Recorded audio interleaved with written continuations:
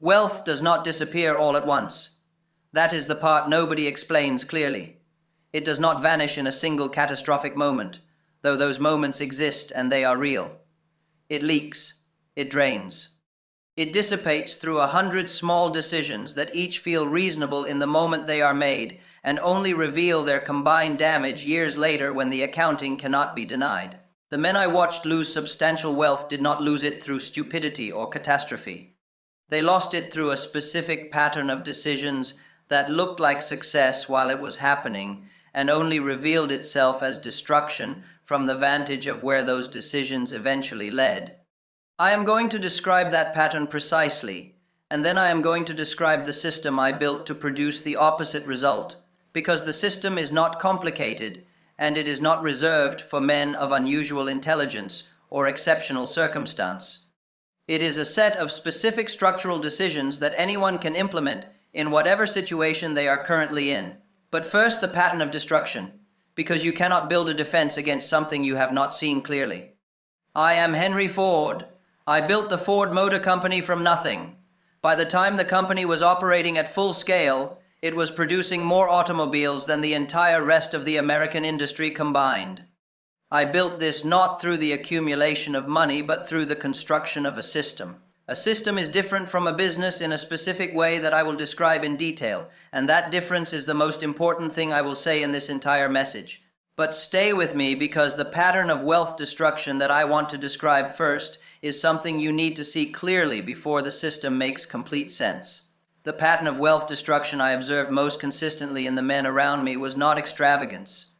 Extravagant men destroy wealth visibly and quickly, and the destruction is easy to see and easy to avoid through simple discipline. The more common and more dangerous pattern was something I called productive consumption. These were men who spent on things that looked like building but functioned as consuming.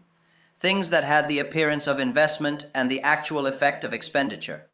Things that produced the feeling of forward motion without producing any of the structural accumulation that forward motion is supposed to create. The specific forms that productive consumption takes are numerous, but the common thread running through all of them is this. The money goes towards something that increases the appearance of productive activity without increasing the actual productive capacity of the operation. A larger office when the existing office was adequate. More employees when the existing employees were underutilized. A more impressive location when the existing location was fully serving the actual function. These additions looked like growth. They created the feeling of expansion. They required no hard thinking about the underlying system because they produced visible results immediately. And they consumed resources that could have gone into actual improvements of productive capacity, which is quiet, often invisible work that produces delayed results and generates no immediate feeling of expansion. Here is why this matters so acutely. Productive consumption is the form of wealth destruction that is hardest to recognize while it is happening, because it is disguised as the activity that is supposed to create wealth. Genuine investment in productive capacity and productive consumption look identical from the outside at the moment of the expenditure. Both involve spending significant resources on the operation. Both are described internally as investment. Both produce an immediate forward motion in the operation's visible scale. The difference only becomes clear over time when one produces compounding output and the other produces sustained cost without corresponding output growth. The specific test for whether an expenditure is genuine investment in productive capacity or productive consumption is this. Does it reduce the cost per unit of output or increase the output per unit of time, or enable output that was previously impossible regardless of effort applied? If yes to any of those three, it is genuine, productive investment. If the honest answer to all three is no, it is productive consumption dressed in the language of investment. I applied this test obsessively in the development of the production systems at Highland Park and later at River Rouge. Every proposed expenditure was measured against these three questions. Does it reduce cost per unit? Does it increase output per unit of time? Does it enable something previously impossible? Wealth does not disappear all at once. That is the part nobody explains clearly. It does not vanish in a single catastrophic moment, though those moments exist and they are real. It leaks, it drains. It dissipates through 100 small decisions that each feel reasonable in the moment they are made and only reveal their combined damage years later when the accounting cannot be denied. The men I watched lose substantial wealth did not lose it through stupidity or catastrophe. They lost it through a specific pattern of decisions that looked like success while it was happening and only revealed itself as destruction from the vantage of where those decisions eventually led. I am going to describe that pattern precisely, and then I am going to describe the system I built to produce the opposite result, because the system is not complicated and it is not reserved for men of unusual intelligence or exceptional circumstance. It is a set of specific structural decisions that anyone can implement in whatever situation they are currently in. But first, the pattern of destruction, because you cannot build a defense against something you have not seen clearly. I am Henry Ford. I built the Ford Motor Company from nothing. By the time the company was operating at full scale, it was producing more automobiles than the entire rest of the American industry combined. I built this not through the accumulation of money, but through the construction of a system. A system is different from a business in a specific way that I will describe in detail. And that difference is the most important thing I will say in this entire message. But stay with me, because the pattern of wealth destruction that I want to describe first is something you need to see clearly before the system makes complete sense. The pattern of wealth destruction I observed most consistently in the men around me was not extravagance. Extravagant men destroy wealth visibly and quickly, and the destruction is easy to see and easy to avoid through simple discipline. The more common and more dangerous pattern was something I called productive consumption. These were men who spent on things that looked like building, but functioned as consuming. Things that had the appearance of investment and the actual effect of expenditure. Things that produced the feeling of forward motion without producing any of the structural accumulation that forward motion is supposed to create. The specific forms that productive consumption takes are numerous, but the common thread running through all of them is this. The money goes towards something that increases the appearance of productive activity without increasing the actual productive capacity of the operation. A larger office when the existing office was adequate. More employees when the existing employees were underutilized. A more impressive location when the existing location was fully serving the actual function. These additions looked like growth. They created the feeling of expansion. They required no hard thinking about the underlying system because they produced visible results immediately. And they consumed resources that could have gone into actual improvements of productive capacity, which is quiet, often invisible work that produces delayed results and generates no immediate feeling of expansion. Here is why this matters so acutely. Productive consumption is the form of wealth destruction that is hardest to recognize while it is happening because it is disguised as the activity that is supposed to create wealth. Genuine investment in productive capacity and productive consumption look identical from the outside at the moment of the expenditure. Both involve spending significant resources on the operation. Both are described internally as investment. Both produce an immediate forward motion in the operation's visible scale. The difference only becomes clear over time when one produces compounding output and the other produces sustained cost without corresponding output growth. The specific test for whether an expenditure is genuine investment in productive capacity or productive consumption is this. Does it reduce the cost per unit of output or increase the output per unit of time? Or enable output that was previously impossible regardless of effort applied? If yes to any of those three, it is genuine productive investment. If the honest answer to all three is no, it is productive consumption dressed in the language of investment. I applied this test obsessively in the development of the production systems at Highland Park and later at River Rouge. Every proposed expenditure was measured against these three questions. Does it reduce cost per unit? Does it increase output per unit of time? Does it enable something previously impossible? The expenditures that passed this test were funded. The expenditures that did not pass the test, regardless of how they were described by the men proposing them, were declined. This discipline, applied consistently across years of decision-making, is the single practice that most clearly explains the difference between the Ford Motor Company's financial results and the results of organizations that were spending comparable resources on what they also described as investment. There was a man I knew in the manufacturing world of those years whose name was Cornelius. He operated a manufacturing business of real quality and genuine capability. His products were good, his workers were competent, his operation was respected in the industry. And over the course of approximately a decade that I observed closely, he dissipated a substantial inheritance of productive capacity through productive consumption that he genuinely believed was investment. Cornelius spent heavily on the visible markers of industrial success, a large and impressive administrative building that communicated to visitors and partners that his was a serious operation, more managers than the operation's actual complexity required, because a larger management structure communicated organizational sophistication, better quality materials in the physical plant than the function required, because quality materials signaled commitment to excellence. All of these expenditures were defensible in isolation.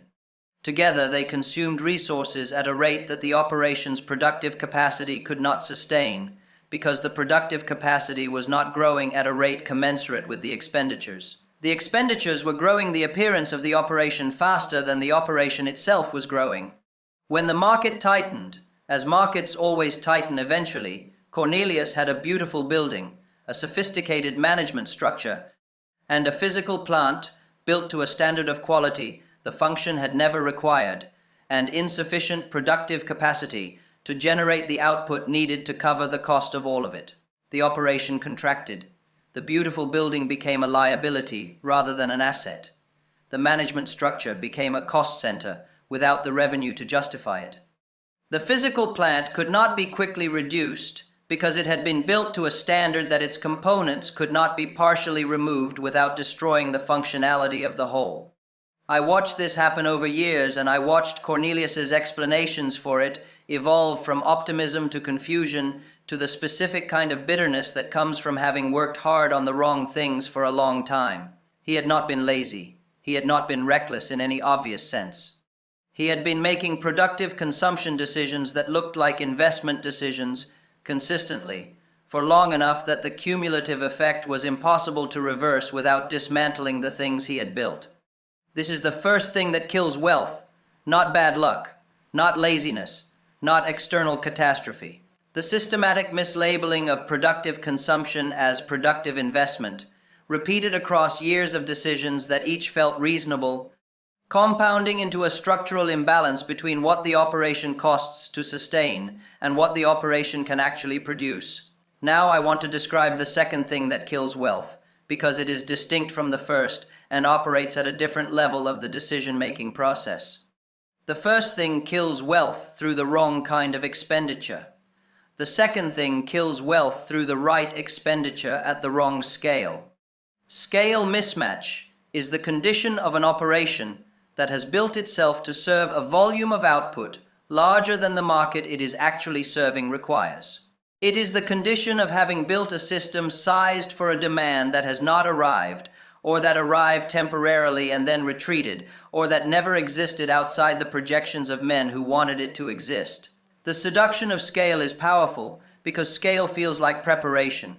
Building the capacity to handle more output than is currently needed feels like being ready for success, rather than being over-prepared for a success that may not come.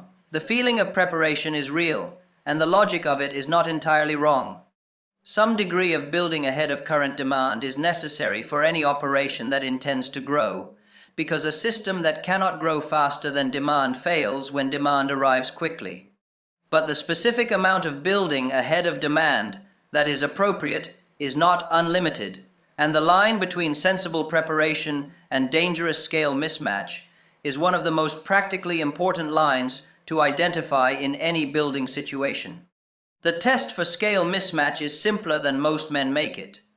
At the current level of demand, can the operation sustain the full cost of its scale without requiring the projected future demand to materialize? If yes, the scale is appropriate. If no, the operation is dependent on the future demand arriving to justify the current cost structure, which is a dependency on prediction rather than on demonstrated reality.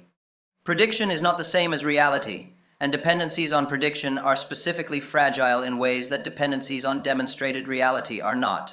The Ford system I built was always scaled to demonstrated demand rather than projected demand. When the Model T was selling at a rate that justified the capacity of Highland Park was sized to serve that rate. When the rate grew, the capacity grew in response to the growth rather than in anticipation of it. This meant that at every stage of the operation's development, the operation was sized for demand that had been demonstrated rather than demand that had been projected. The distinction feels like slow growth. It is actually safe growth, and safe growth that sustains itself is worth more over time than projected growth that requires future demand to justify current structure. I will acknowledge that this discipline was not always natural to me and not always comfortable to maintain in the years of the company's rapid expansion. There were periods when the demand was growing faster than the demonstrated demand discipline would have permitted the capacity to grow, and the men around me who were advocating for larger investment in capacity than the demonstrated demand yet justified were not wrong about the direction of growth. They were wrong about the appropriate pace of investment given the risk. The demand that was growing might have continued to grow. It might have paused. It might have contracted. Any of those outcomes was possible. Building to the size the projected growth required assumed the best case. Building to the size the demonstrated demand required sustained the operation through all cases, including the ones that were not the best case. The ability to sustain through all cases, including the cases that are not the best case, is what I mean by the Ford system. Not a system optimized for the best case. A system that remains viable through every realistic case, including the ones that are not best, and that positions the operation to grow through the cases that are better than the baseline, rather than being dependent on those cases to remain solvent. There is a specific metaphor I use privately in my own thinking about this that I want to share because it captures the principle in a way that is easier to apply than the abstract description. I thought of the operation as a river and the productive capacity as a riverbed. The water is the demand. The riverbed is sized correctly when it can carry the current water level without flooding and has room to carry more water when more arrives. The riverbed is sized incorrectly when it is so wide that the current water level produces a shallow trickle that barely covers the bottom, requiring the prediction of a flood to justify the size of the riverbed. A river running as a trickle in an oversized riverbed is not a sign of potential. It is a sign of an operation built for a demand that has not arrived and may not. The Ford system riverbeds were always sized for the water that was actually running. When more water came, the riverbed was widened to accommodate it, but the widening followed the water rather than preceding it. Now I want to describe the system itself, the constructive side rather than the destructive, because the two things that kill wealth are only useful to know if you understand the specific structure that avoids them and builds in the direction they were draining from. The Ford system is built on three structural principles. I have never described these principles together in precisely these terms, but they are the consistent underlying architecture of every building decision I made across the development of the company, and naming them precisely is what makes them applicable to your situation, rather than interesting only as description of mine. The first structural principle is cost reduction as continuous investment, not cost cutting. Cost reduction. The distinction is significant. Cost cutting removes cost by removing capability. It makes the operation cheaper by making it less able. This is sometimes necessary, and I will not pretend otherwise, but it is not what I mean. Cost reduction is the practice of finding ways to produce the same or greater output at lower input cost, without reducing the capability to produce that output. It requires continuous attention to every element of the production process and the sustained application of thinking to the question of how each element could produce its output at a lower cost without compromising the quality or volume of that output. The assembly line was the most visible application of this principle, but it was not the only one, and it was not even the most continuously important one. The assembly line was a structural innovation that produced a large one-time reduction in cost per unit. The continuous cost reduction practice produced smaller and less visible reductions every year through every year of the company's operation.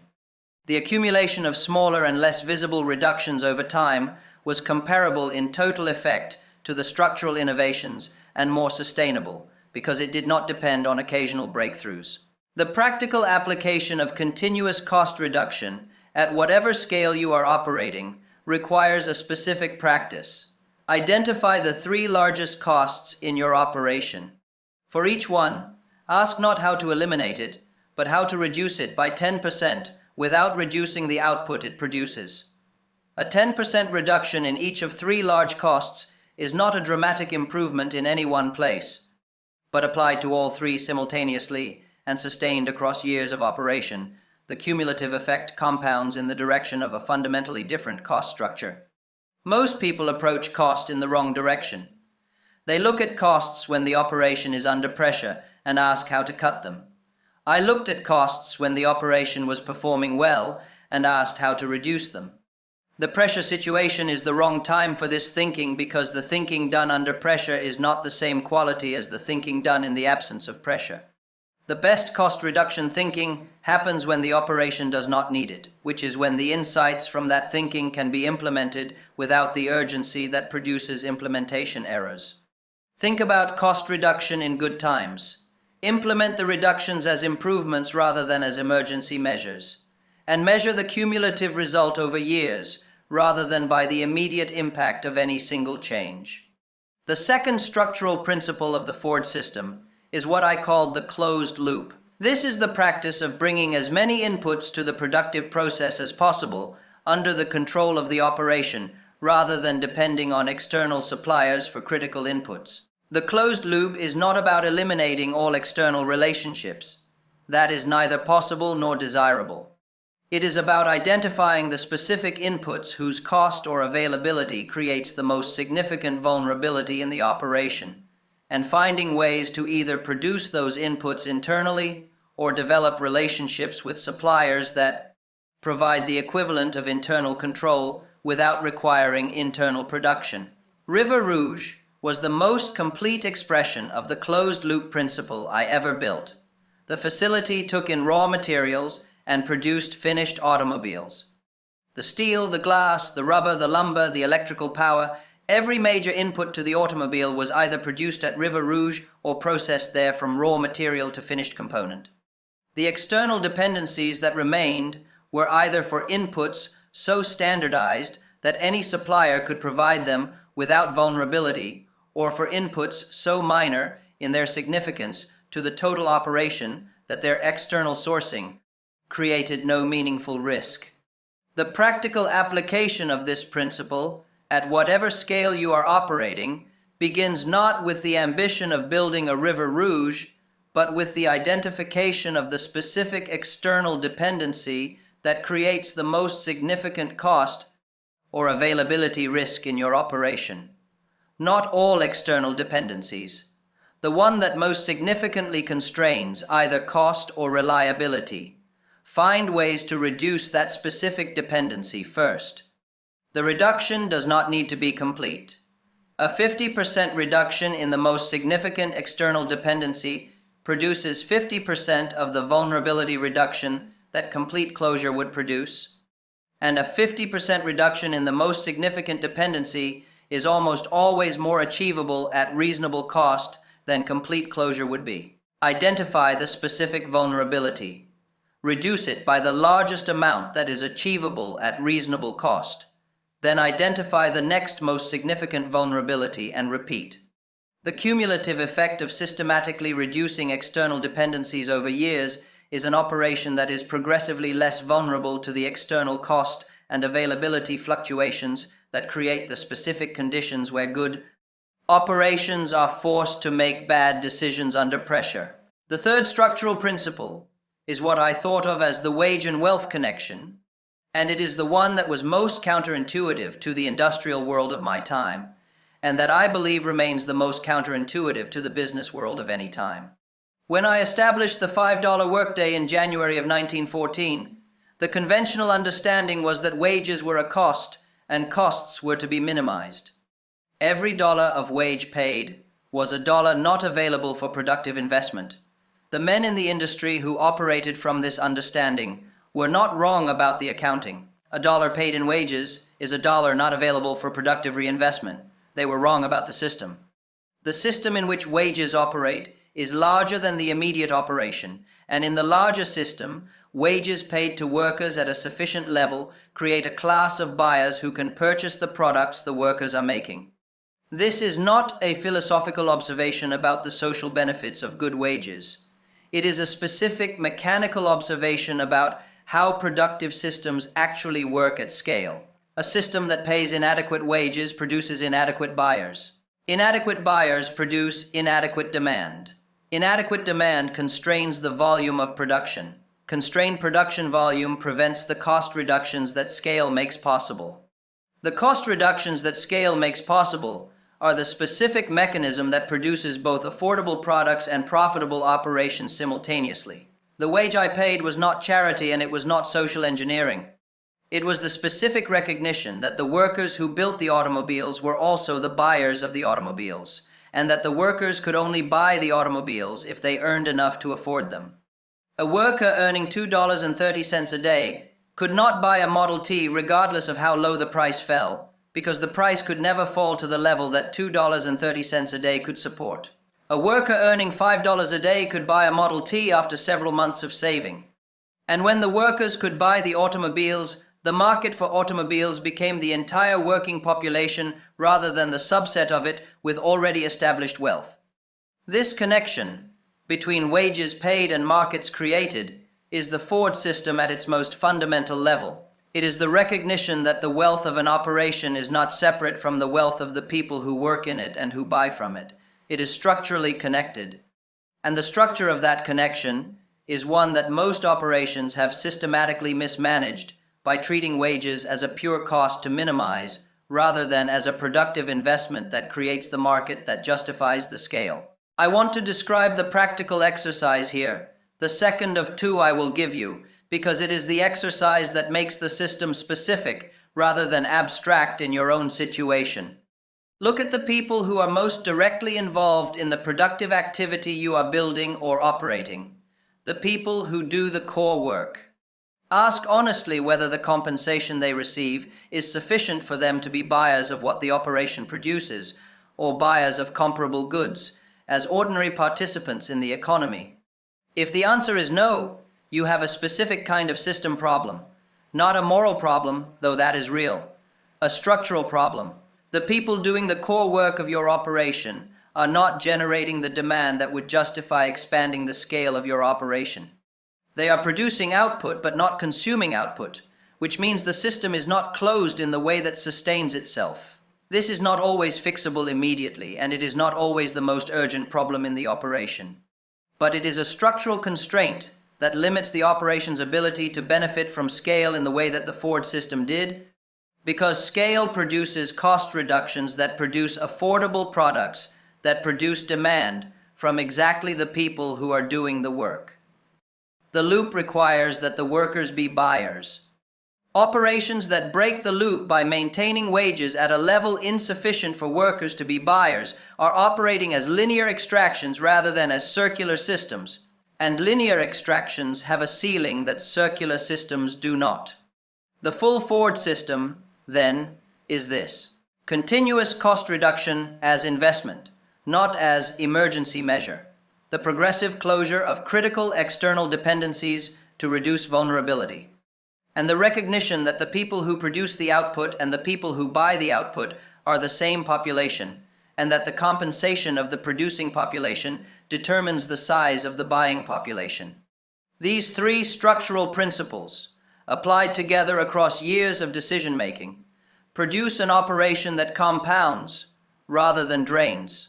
The compounding comes from the cost reductions that reinvest themselves into further cost reductions, from the reduced vulnerabilities that allow the operation to maintain quality decisions under pressure that would force bad decisions in a vulnerable operation, and from the expanding market created by wages that allow workers to be buyers.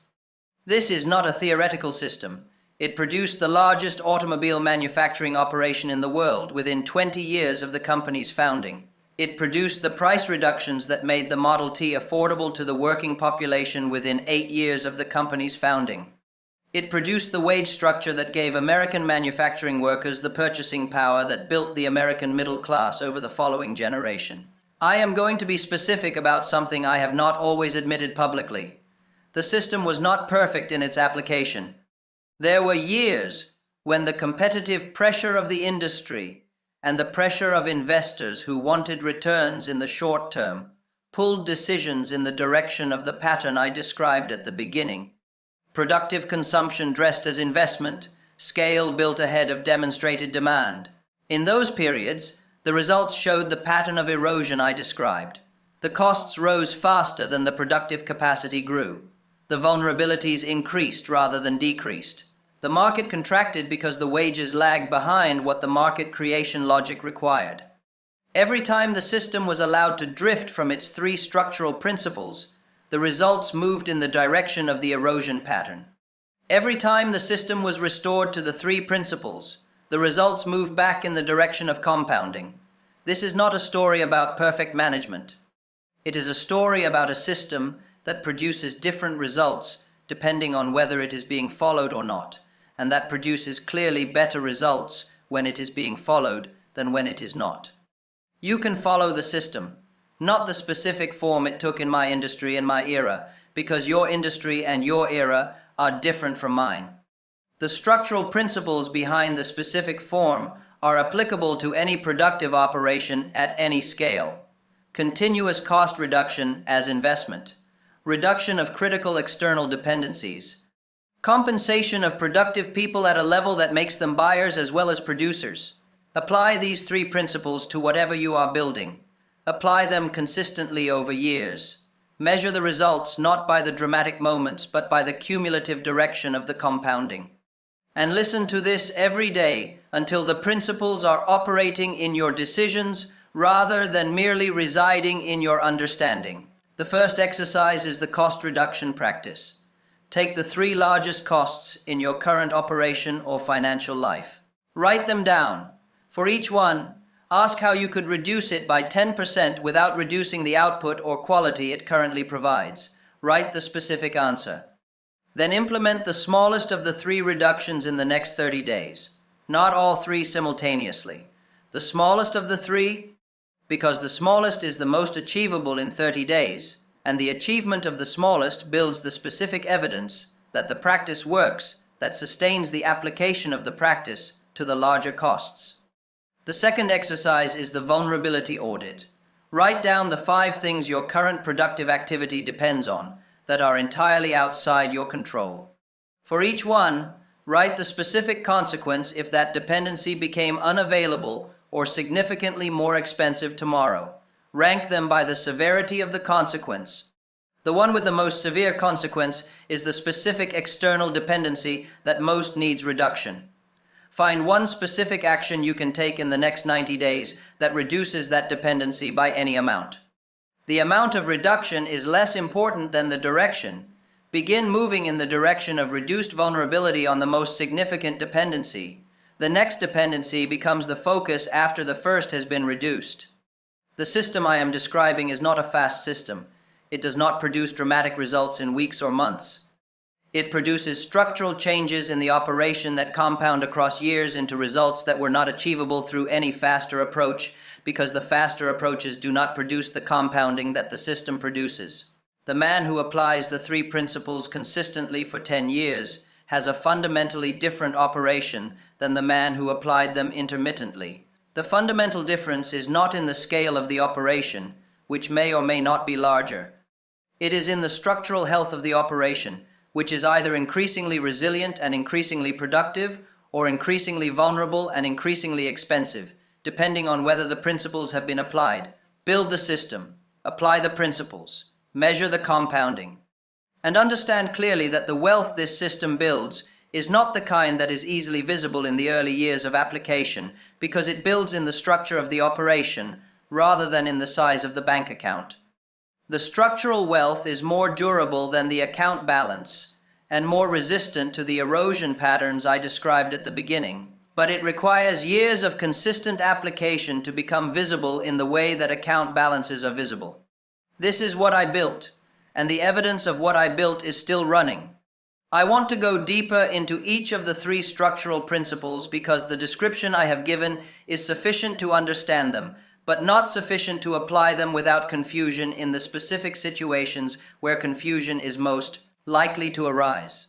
The first principle, continuous cost reduction as investment, is the one that is most likely to be applied incorrectly, because the language of cost reduction is the same language used for cost cutting, and cost cutting is the destructive version that removes capability. I need to make the distinction between them precise enough that you can apply the test in any specific situation. When a cost reduction reduces the output or quality of what the operation produces, it is cost cutting.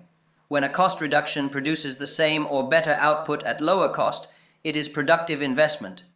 The test is always the output side, not how much the cost falls. What happens to the output when it falls? The specific form of productive cost reduction that I applied most consistently was process improvement. Not the same process done more quickly, which is simply speed up and often produces quality problems that cost more to fix than the speed up saved. Process improvement is the elimination of steps in the process that do not add to the output. Every production process contains steps that were added at one time for reasons that were valid when they were added and are no longer valid. Every production process contains steps that are performed because they have always been performed rather than because they currently serve a function. Identifying and eliminating these steps reduces cost without reducing output because the steps being eliminated are not contributing to the output. They are simply consuming time and resources.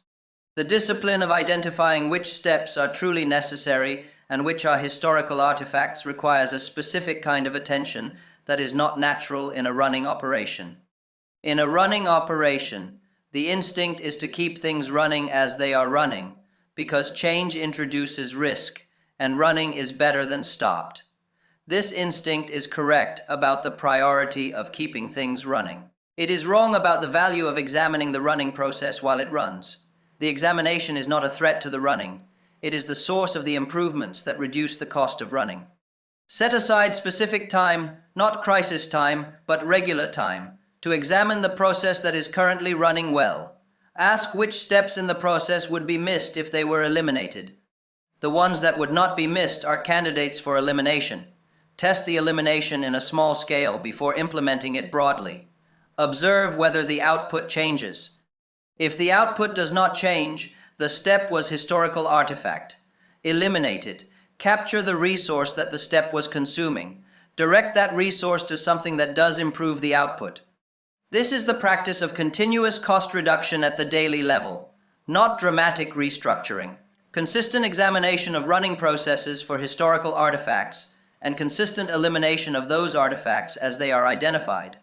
Over years, the cumulative elimination of historical artifacts from a running process produces a significantly leaner operation than the operation that does not practice this examination, and the leaner operation has a cost structure that permits it to price its output in ways the heavier operation cannot match. The second principle, reduction of critical external dependencies, is the one where the most common error is in the identification of which dependencies are critical. Not all external dependencies create significant vulnerability. Most external dependencies are for inputs so standardized and so widely available that their external sourcing creates no meaningful risk. The dependency that creates meaningful risk is the dependency on an input that is either not widely available or available only from a small number of sources or subject to significant cost variation that the operation cannot absorb or pass through to buyers. The identification of critical dependencies requires a specific kind of stress testing. For each significant external input to your operation, ask, what would happen to this operation if this input doubled in cost tomorrow? What would happen if it became unavailable for 90 days? The inputs that produce severe answers to both questions are the critical dependencies. The inputs that produce manageable answers are not critical. even if they are significant in their current cost. Once the critical dependencies are identified, the approach to reducing them is almost always not full vertical integration, which is expensive and difficult and often not justified by the risk it eliminates. The approach is almost always a combination of developing alternative suppliers, maintaining inventory buffers for critical inputs that allow time to find alternatives when a primary source is disrupted, and finding operational modifications that reduce the volume of the critical input required per unit of output. None of these fully eliminates the dependency. Together they reduce the severity of the vulnerability from critical to manageable, which is the practical goal. River Rouge was the most complete version of the closed loop I ever built, but it was also more closure than most operations need to achieve the relevant reduction in vulnerability. The practical goal is manageable vulnerability, not zero vulnerability. Zero vulnerability is neither achievable nor necessary. Manageable vulnerability is achievable through the specific steps I described. And manageable vulnerability is what allows an operation to sustain quality decisions under the conditions that force vulnerable operations into poor ones. The third principle, the wage and wealth connection, is the one that requires the most adjustment in thinking because it runs most directly against the standard understanding of cost management.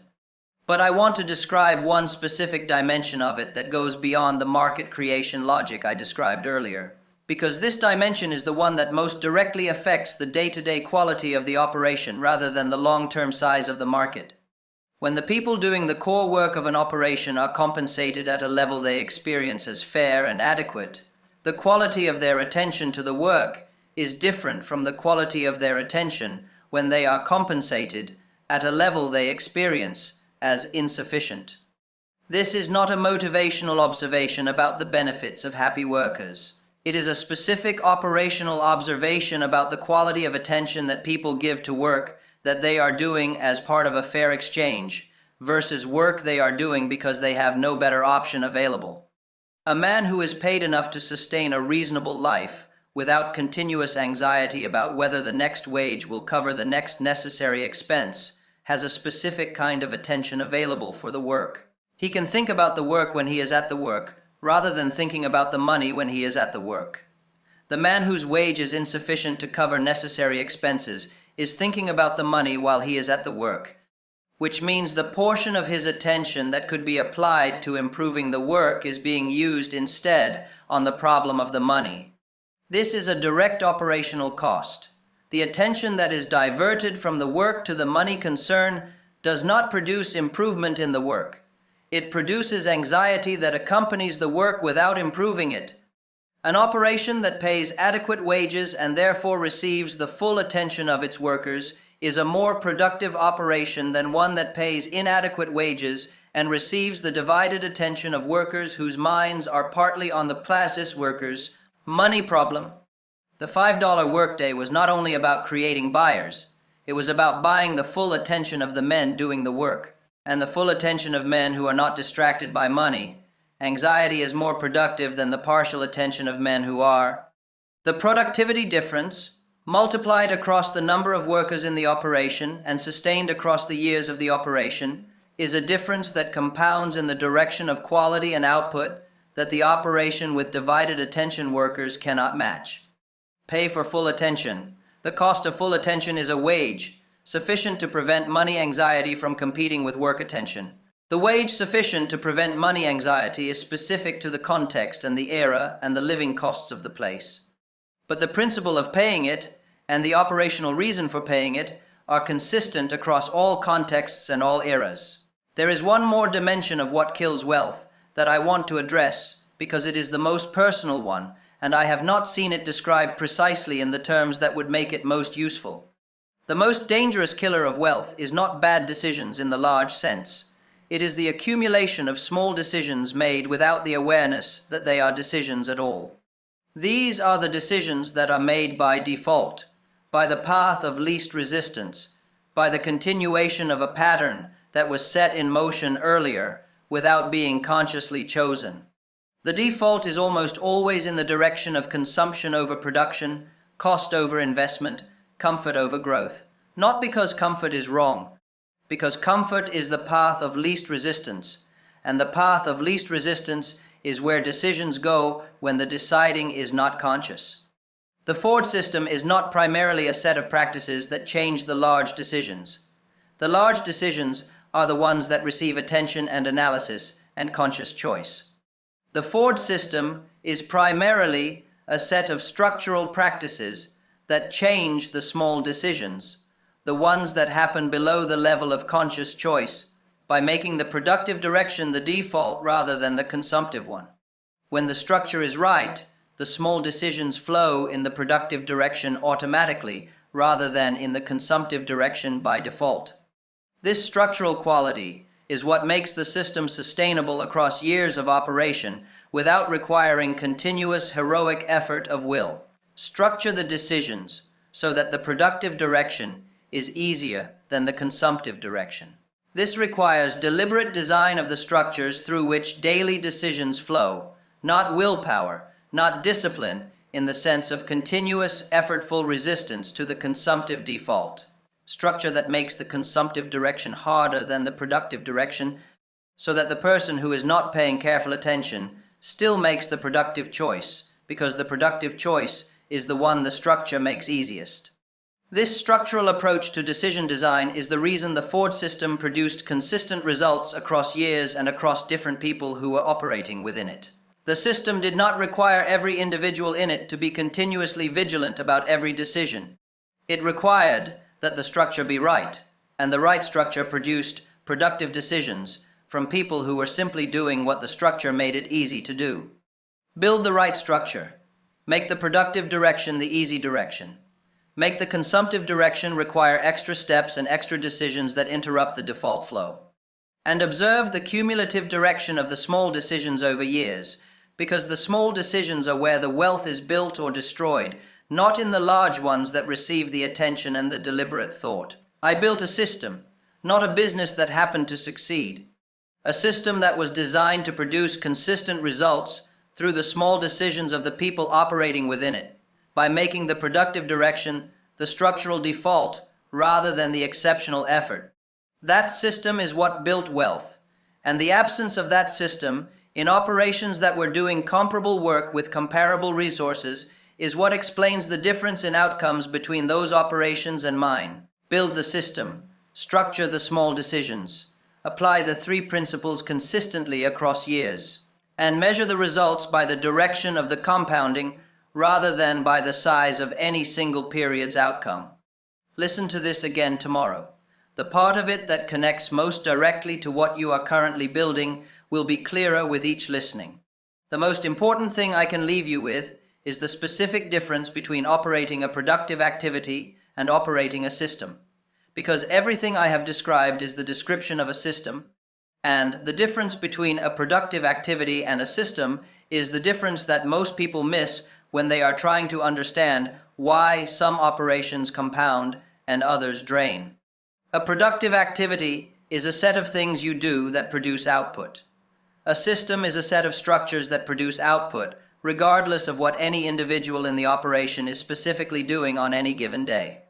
The productive activity is dependent on the continued application of specific people to specific tasks. The system produces output through structures that channel the effort of the people in it in directions that are productive by design rather than by individual decision. The most practical difference between these two is what happens when the person who built the operation is not present to direct it. A productive activity stops or degrades when the specific people who have been directing it are not present. A system continues to produce because the production is structured into the operation rather than carried in the heads and habits of the specific individuals who were there when it was built. I built systems rather than productive activities because systems are the only kind of production that compounds across time rather than remaining static or degrading. The Model T production did not depend on my being present in the factory to direct each day's decisions. The wage structure did not depend on my being present to ensure it was implemented. The cost reduction practices did not depend on my personal vigilance to continue producing reductions.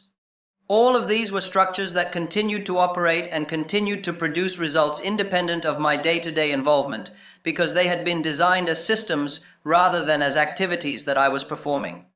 This is the ultimate practical application of everything in this message.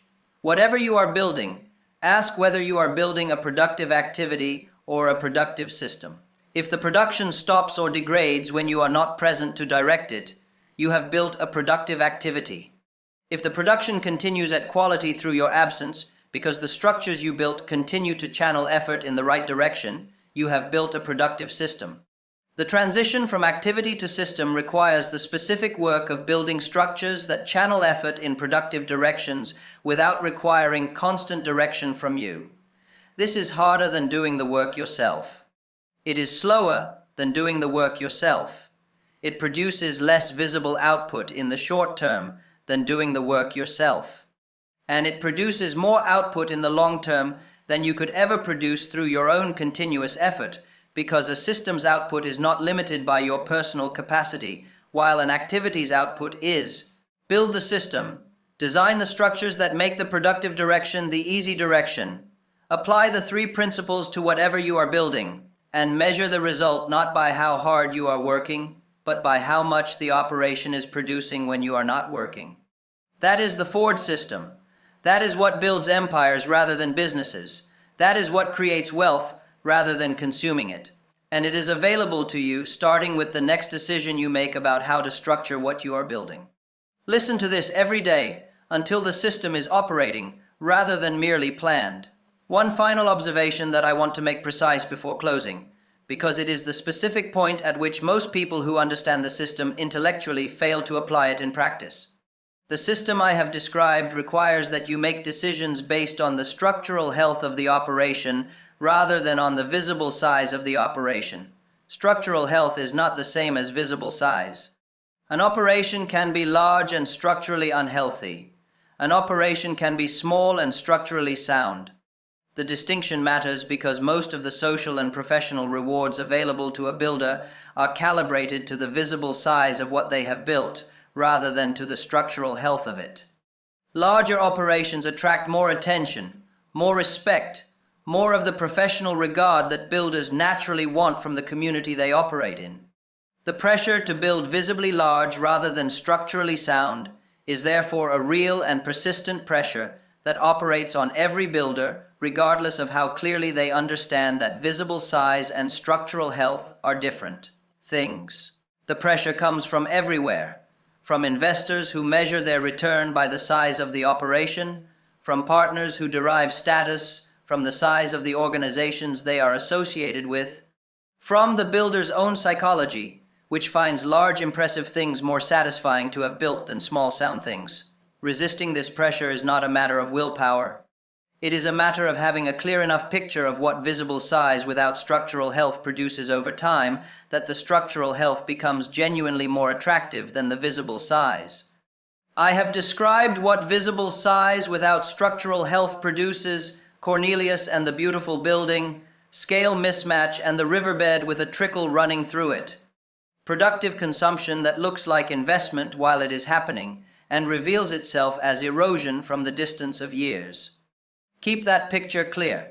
Build structural health before visible size, and trust that the structural health, applied consistently over years through the 3 principles I described, will eventually produce both, because an operation that is structurally sound has the capacity to grow visible size safely in ways that an operation that prioritized visible size cannot. Build the system, build it right, and come back to this every day until the building you are doing reflects the system rather than the appearance of the system.